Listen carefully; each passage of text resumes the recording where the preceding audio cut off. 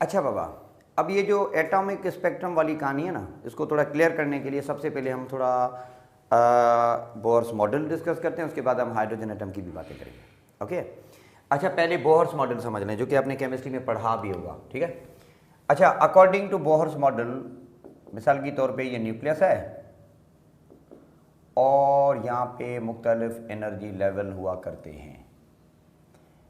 अब ये है हाई एनर्जी लेवल, कहते हैं E1, या हम इसका नाम रखते हैं EI। अच्छा, ये लो एनर्जी लेवल है तो हम इसको बोलते हैं E2, या हम इसको बोलते हैं EF। ओके, बोर क्या कहता है? पहली बात ये कि भाई एनर्जी जो इलेक्ट्रॉन की है, energy of electron in a shell या किसी भी एनर्जी लेवल में इलेक्ट्रॉन की एनर्जी हमेशा की तौर पे कांस्टेंट होती है।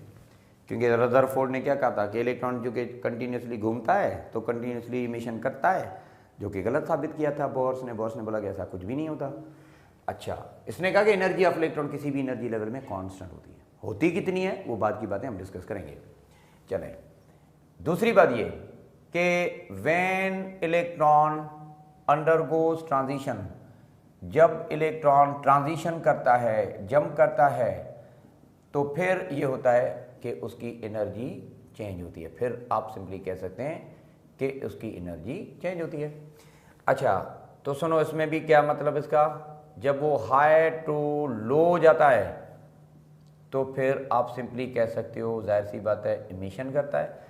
पर जब वो लो से हाई जाता है तो फिर हम सिंपली कह सकते हैं एब्जॉर्प्शन करता है। इमिशन कब होती है? Whenever it undergoes from high to low. मिसाल के तौर पे if E1 is greater than E2 तो एनर्जी इमिट करता है। जो इमिशन ऑफ एनर्जी होती है वो कितनी होती है? आप सिंपली कह सकते हो कि E1 से E2 जब ये आता है ना, तो इलेक्ट्रॉन एनर्जी कितना इमिट करेगा? बड़ी सादी सी बात है, जितना डिफरेंस होगा दो एनर्जी लेवल के बीच में, और ये जो डिफरेंस होगा उस वो एनर्जी जो ये इमिट करेगा according to quantum theory of light, उसको आप लिखते हो E is equal to H mu. E is equal to H mu ऐसे लिखते हो, ठीक है ना। अच्छा, जो इमिशन इलेक्ट्रॉन करता है ना एनर्जी, उसकी वाला फ्रीक्वेंसी कितनी होती है? आप यहां से फ्रीक्वेंसी मालूम कर सकते हो। Frequency is equal to E1 minus E2 upon H, ऐसे कह दो। अच्छा, आपने एक चीज अनसर्टेनिटी प्रिंसिपल में पढ़ी होगी, H बार बराबर होता है H अपॉन 2 बाय, बेटा आपने ये छोटी सी कहानी आपने पढ़ी होगी, ठीक है। H कट भी कहते हैं, H बार भी कहते हैं। अगर हम इसको H कट की सूरत में लिखना चाहें तो क्रॉस मल्टीप्लाई करें, your H can be expressed in this वे। तो हम फ्रीक्वेंसी ऑफ एमिशन को ऐसे भी लिख सकते हैं, E1 माइनस E2 अपॉन 2 पाई H बार, ऐसे भी लिख सकते हैं। अच्छा, एटम जो स्पेक्ट्रम या एटम जो इमिशन करता है ना, वो डिस्क्रीट क्वांटा की सूरत में इस तरह से करता है, उसीलिए इसका जो स्पेक्ट्रम बनता है वो डिस्क्रीट बनता है। उसीलिए हम सिंपली कह सकते हैं कि भाई एटम का जो स्पेक्ट्रम है वो बुनियादी तौर पे आपका लाइन स्पेक्ट्रम है, क्योंकि ऐसा नहीं होता कि मुसलसल वो कंटिन्यूसली इमिशन करता रहे तो उसका इमिशन जो है की वजह से कंटिन्यूस स्पेक्ट्रम बने, क्योंकि रदरफोर्ड की जो पॉसिबिलिटी थी वो साइंटिस्ट ने गलत साबित की थी, ठीक है बेटा। एटॉमिक मॉडल, ये जो आपका बोहर्स मॉडल है, इसको इस्तेमाल करके हम आते हैं अपना जो सादा या सिंपल सा एटम है हाइड्रोजन, उसकी बात करते हैं कि हाइड्रोजन एटम पे ये पॉसिबिलिटीज़ हम किस तरह से लगा रहे हैं।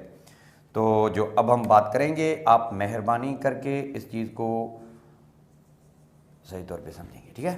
सुनो, hydrogen is simple atom of periodic table, contain 1 proton in the nucleus and 1 electron surrounding या अराउंड द न्यूक्लियस।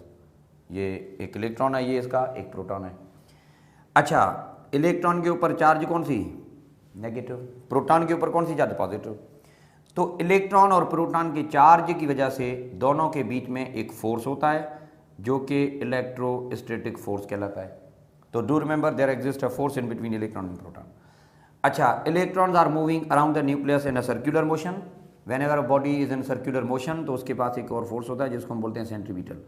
तो बात आप ध्यान में रख लो बेटा, जितना इलेक्ट्रोस्टैटिक फोर्स होता है सेंट्रीपिटल फोर्स भी उतना ही होता है।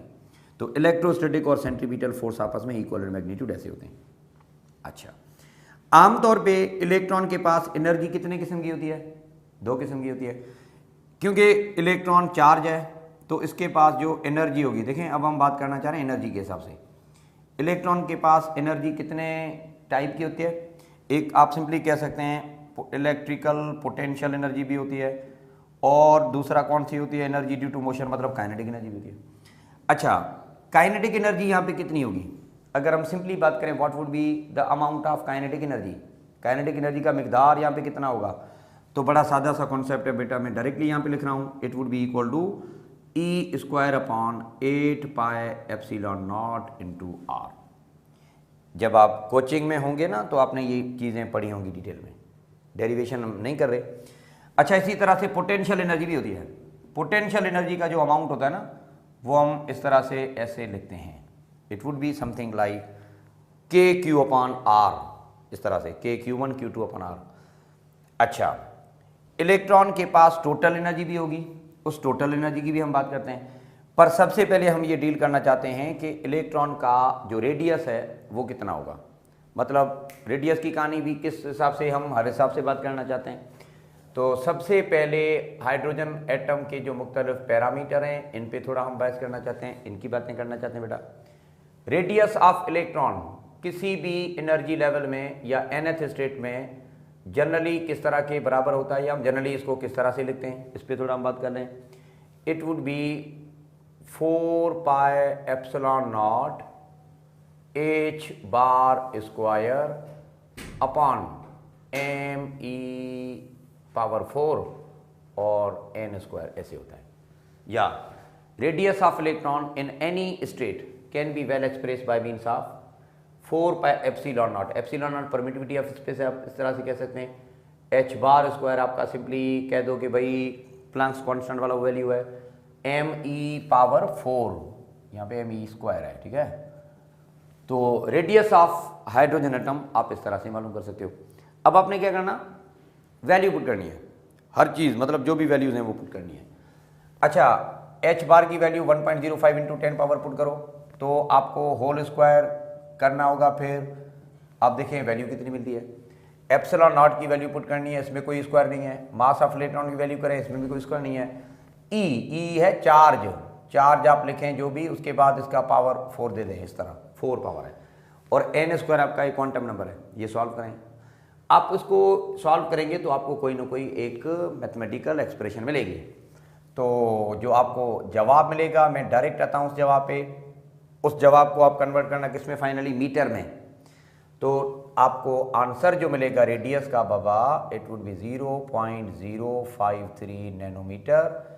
बाकी ये n स्क्वायर आपका वही रहा। इसको हम ऐसे भी लिख सकते हैं, 0.53 एंगस्ट्रॉन में भी लिखते हैं, इनटू n स्क्वायर। तो radius of hydrogen atom in any state can be expressed in this way. इसका मतलब ये हुआ कि radius of hydrogen atom is directly proportional to quantum number, square of quantum number. जो स्क्वायर ऑफ क्वांटम नंबर है उसके साथ direct है। जितना क्वांटम नंबर बढ़ेगा रेडियस उसके स्क्वायर से बढ़ेगा, दूसरे माने में ऐसे कह दो, ठीक बाबा। अच्छा, पहली बात ये। दूसरी बात ये कि अगर हम यहाँ पे n इज इक्वल टू 1 रखें तो आपको ग्राउंड स्टेट का मिलेगा। हाइड्रोजन एटम में ग्राउंड स्टेट कौन सा, K शेल होता है। तो हम यहाँ पे अगर ये वैल्यू पुट करें तो you will get the value 0.053 nanometre, या हम कहते हैं 0.53 एंगस्ट्रॉन। ये आपका radius of hydrogen atom in ground state है, या ओरिजिनल जो एटॉमिक साइज है हाइड्रोजन की वही है। ये नील बोहर ने हमें कैलकुलेट करके बताया था, उसी लिए इसको हम कहते हैं बोहर्स रेडियस। बोहर्स रेडियस किसको कहते हैं, the radius of hydrogen atom in its ground state, जो किस तरह से। ओके, अब एक सवाल है मिसाल की तौर पे, बड़ा सादा सा सिंपल, कि द रेशो ऑफ रेडियस या radii of hydrogen atom in second excited to third excited कितना होगा। ऑप्शन ए 2:3, 4:9, या इस तरह से आप कह दो कि भाई 1:3, या इस तरह से आप कह दो 9:16, ये सिंपली, ठीक है ना। अच्छा, सेकंड एक्साइटेड मैंने लफ्ज लिखा है, वहां से लेकर थर्ड एक्साइटेड। बाबा सुनो, एक्साइटेड स्टेट की कहानी कहां से शुरू होती है, मैं दोबारा से रिपीट करता हूं, सुनो। n=1 आपका ग्राउंड है, ठीक है, ये एक्साइटेड नहीं है। n=2 आपका पहला एक्साइटेड है। n=3 आपका दूसरा एक्साइटेड है। n=4 आपका तीसरा। अभी जो मेरा सवाल है, इस सवाल में हम क्या बात करना चाह रहे हैं, सेकंड एक्साइटेड और थर्ड एक्साइटेड। तो हम जो क्वांटम नंबर यूज करेंगे वो 3 और 4 यूज करेंगे। तो फिर आप ये कह सकते हो, आपसे ये कौन सा पूछा गया बेटा, R3 का रेशियो पूछा गया R4 के साथ, क्योंकि सेकंड एक्साइटेड है, क्वांटम नंबर 3 है। ओके, तो R3/R4 का मतलब ये होगा कि 3^4 होगा, it would B 9:16, option D होगा। अगर इसी सवाल में वही सवाल होता पर इसने ये लिखा होता तो क्या, इसने खाली ये लिखा होता, सेकंड एक्साइटेड नहीं लिखा, इसने लिखा second orbit to third orbit, अगर ये लिखा होता तो फिर हम सीधा चलते कि सीरीज के हिसाब से कौन सा ऑर्बिट है। पहला ऑर्बिट n=1, दूसरा ऑर्बिट n=2, तो फिर हम कहते कि जो ऑर्बिट होगा, जो एनर्जी लेवल होगा, उसका उतना क्वांटम नंबर है, क्योंकि इसमें ऐसी कोई लॉजिक है ही नहीं। तो फिर हम ये कहते कि भाई सेकंड ऑर्बिट मतलब R2, थर्ड ऑर्बिट मतलब R3, तो फिर हम सीधा चले जाते 2^3², it would be something like 4:9, फिर हम ऐसे चलते। यहाँ पे ऐसा नहीं है बाबा, यहाँ पे बात करें एक्साइटेड स्टेट की, तो ये जो लफ्ज आपने लिखा है ना एक्साइटेड, ये बड़ी मानी रखता है। अगर ये एक्साइटेड लफ्ज ना लिखा हो, खाली ऑर्बिट लिखा हो, तो ऐसे करना। अगर एक्साइटेड लिखा हो तो आपको ये माइंड में रखना पड़ेगा बेटा कि एक्साइटेड स्टेट की कहानी शुरू कहाँ से होती है, ये इंपॉर्टेंट है, ये मैंडेटरी है, ठीक है ना। तो ये एक छोटा सा कॉन्सेप्ट है, radius of hydrogen atom. Radius की बात हो गई, अब हम आते हैं एनर्जी पे। एनर्जी ऑफ इलेक्ट्रॉन क्या होता है, कैसे होता है। अच्छा, एनर्जी कौन सी, टोटल एनर्जी, मतलब क्या, काइनेटिक एनर्जी भी है, पोटेंशियल, क्योंकि इलेक्ट्रॉन के पास काइनेटिक एनर्जी भी होती है और पोटेंशियल भी होती है। अच्छा, काइनेटिक एनर्जी कौन सी, अभी जो आपने लिखा थोड़ी देर पहले, it was E²/8πε0r। Potential energy कौन सी, E²/4πε0 बाबा एलसीएम करेंगे, एलसीएम करें, इनको ज़्यादा सिंप्लीफाई करें तो कोई ना कोई तो जवाब मिलेगा ना, जो आपको रिजल्टेंट आंसर मिलेगा। इसी तरह से वो सारा का सारा वैल्यू भी पुट करें और फिर सिंप्लीफाई करें। जो काम की चीज़ है या जो एनर्जी आपको मिलेगी वो मिलेगी -13.6 इलेक्ट्रॉन वोल्ट अपॉन n²। मैं ये इस तरह से लिख रहा हूँ, दोबारा से सुनो बाबा, कुछ भी नहीं करना है, इसको सिंप्लीफाई करके वैल्यू पुट करना है। अच्छा, जो एनर्जी का स्टैंडर्ड यूनिट आपको मिलेगा मिलेगा जूल। जूल भी यूनिट है, इलेक्ट्रॉन वोल्ट भी यूनिट है, लेकिन इलेक्ट्रॉन, प्रोटॉन या जो क्वांटम पार्टिकल्स हैं इनका यूनिट होता है इलेक्ट्रॉन वोल्ट। तो फाइनली जो जूल आपको मिले उसको कन्वर्ट करना होता है इलेक्ट्रॉन वोल्ट में, तो 1.6 × 10⁻⁻19 से डिवाइड करना होता है। आप डिवाइड करें, आपका आंसर ये मिलेगा, जनरली मैं बता रहा हूँ। अच्छा, बीच में सर वो डेरिवेशन का क्या करें, बाबा डेरिवेशन को छोड़ दें, सिंपली सवाल आ भी जाए ना तो यहाँ से आएगा, no need of any kind of derivation. फिलहाल अपना डेरिवेशन करके टाइम ज़ाया ना करें, जो बताया जा रहा है आप इसको फॉलो करें। Energy in any nth state can be well express bye means of this one.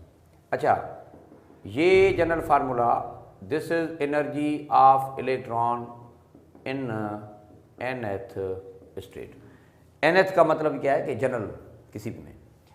अब इसमें अगर मैं ये करूं, इफ n=1 पुट करूं तो मुझे 1 की एनर्जी लेवल मिलेगी, E1 मिलेगी, और E1 जो मिलेगी that would be -13.6 electron volt मिलेगी। इसी तरह से अगर हम n=2 पुट करें तो 2 का स्क्वायर मतलब 4, 13.6 को 4 से डिवाइड करो और फिर आप सॉल्व करो तो आपको आंसर मिलेगा -3.4।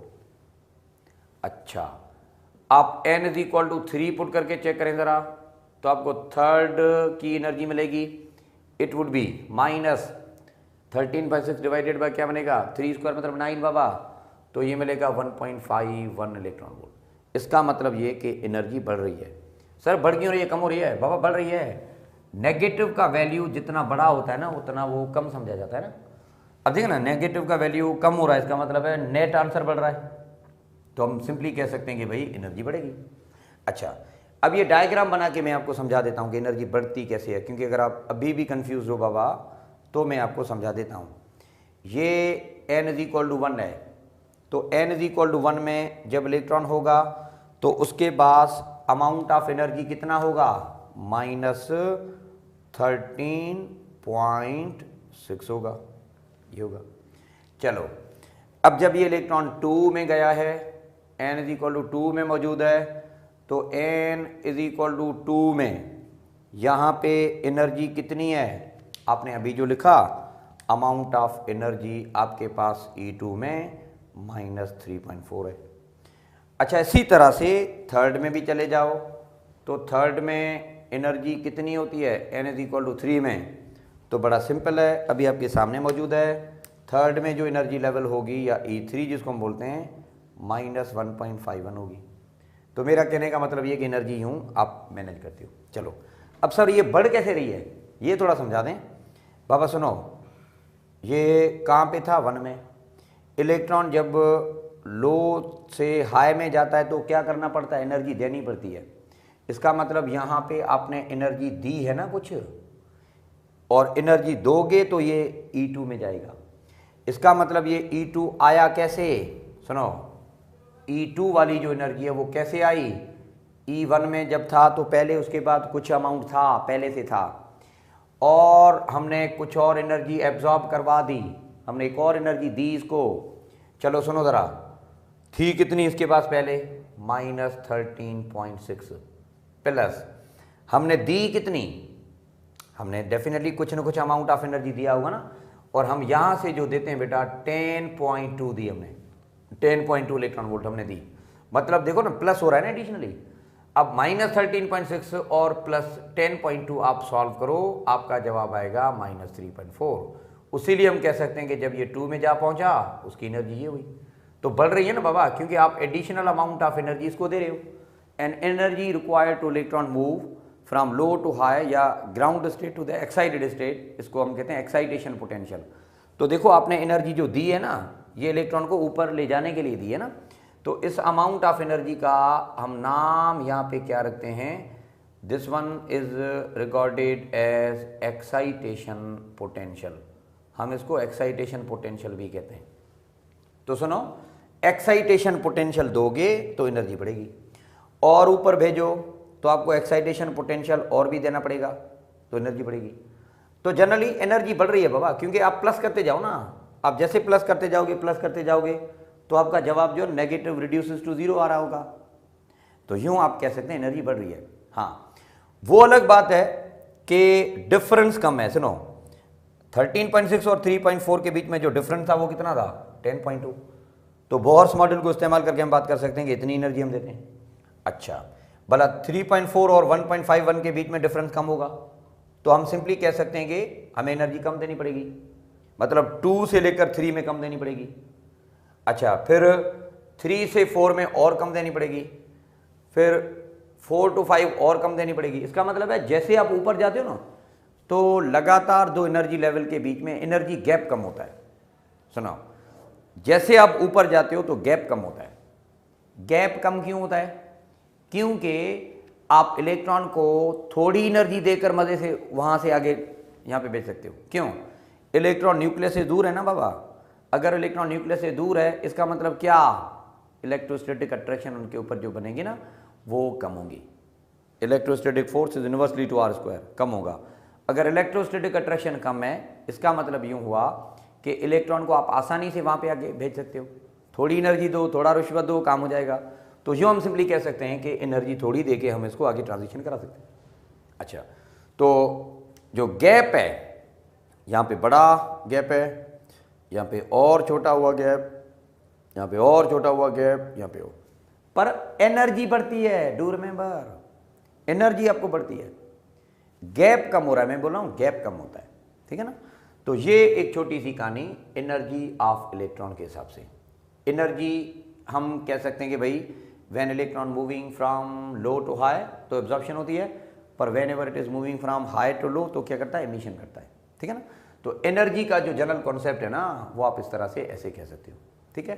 तो फिलहाल आप इसको नोट कर लें, चंद बातें और भी हम करते हैं। सो व्हाट यू से फॉर हेयर, इसको थोड़ा देख लो।